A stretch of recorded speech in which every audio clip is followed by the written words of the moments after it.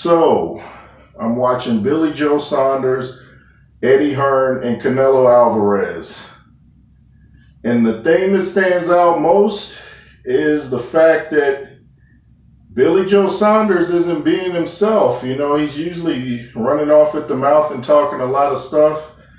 But he seems kind of, I don't know if the moment's overwhelming him. He's never fought a guy like Canelo Alvarez. And I haven't seen much of Billy Joe Saunders, so I went and watched some of his highlights. Saw him hit the pads super fast, throws really fast combos. I saw him hit some guy with like 50 unanswered punches, but the thing is, the dude never did fall. The referee had to step in. Huge problem when you're facing Canelo Alvarez. You have to have power. You got to give him something to you got to keep him thinking. You got to hit him with something to keep him off of you, or he's just going to walk you down and smother you with his punches.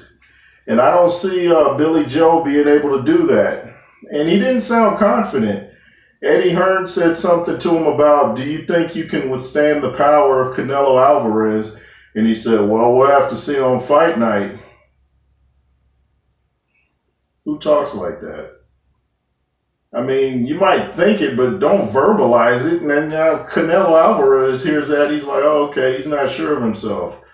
Canelo Alvarez, you know, people talk about his strength and boxing abilities. He's very strong-minded. That's why he trains so hard. And he's training in San Diego with Andy Ruiz.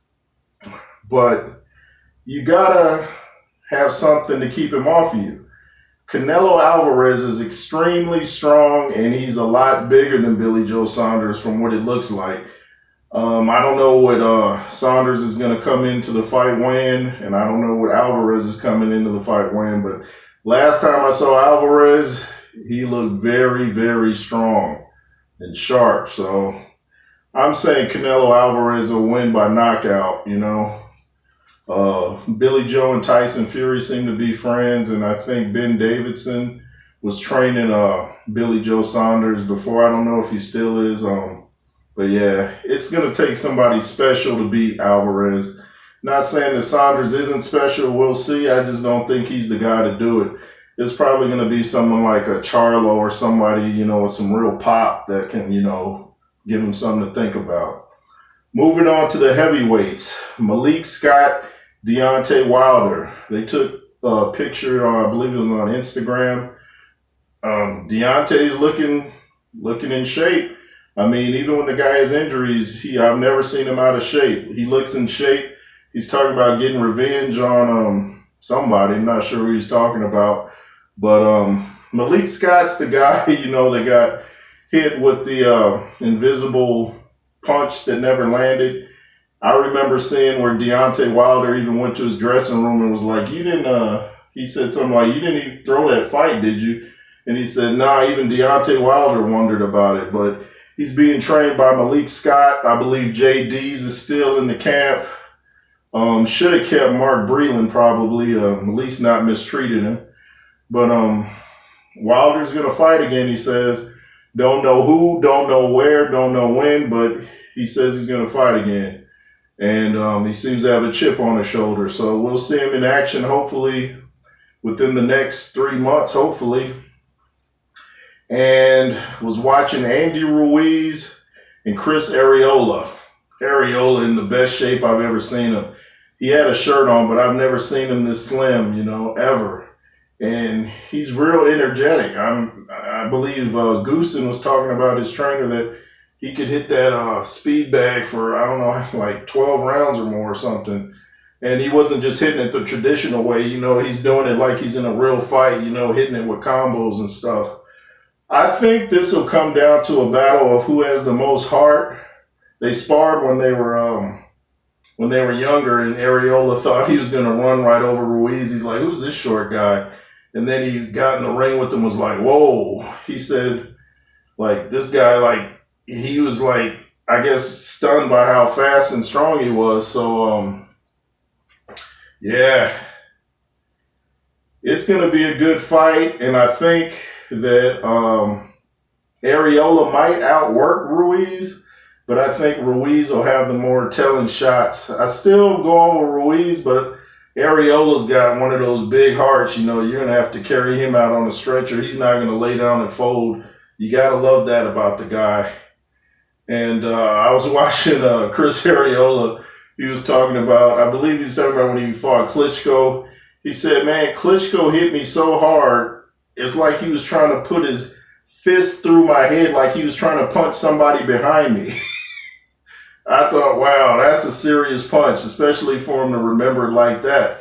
And that was a long time ago, I think in 2009, so over a decade ago. But Klitschko can hit, and that was Vitaly Klitschko, not Vladimir.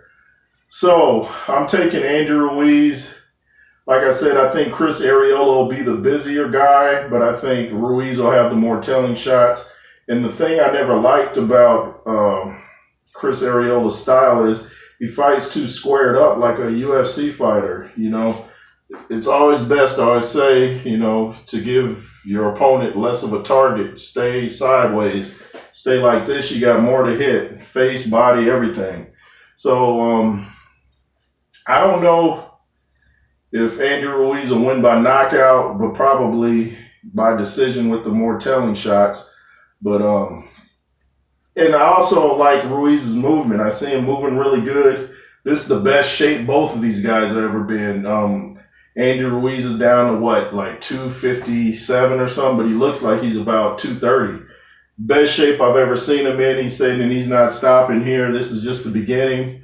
He's doing weight training. He's training with Canelo Alvarez out in my hometown, San Diego. So it's going to be a great fight. Chisora Parker. I got Chisora. I know Parker fired, what's his name? Kevin Barry, something like that. And I forget who his new trainer is, I think he got, what's his name? From Tyson Fury's camp? I forgot. Anyway, I just don't see Parker changing, even with his trainer. He doesn't seem to have that, that finishing thing that boxers have to take someone out. He just kind of goes with the flow. And Chisora will get you hurt and take you out of there. Chisora's like a tank. He just keeps coming. And I know some like to say he's a gatekeeper, but Chisora's still a tough guy. If he connects to your chin, you're probably going to sleep. So I got Chisora. Wow. Chisora by maybe split decision, maybe. I think that's another fight where maybe Parker lands more shots, but I think Chisora land the more telling shots, may even wobble Parker, knock him down, but I'm going with Chisora.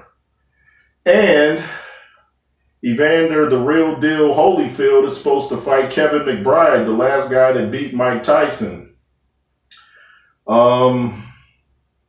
I think this is on Triller. It's hard to say, but I'm going to go with Holyfield. He's in great shape. He's back up to 220, looking lean, in better shape than a lot of the heavyweights I see of today.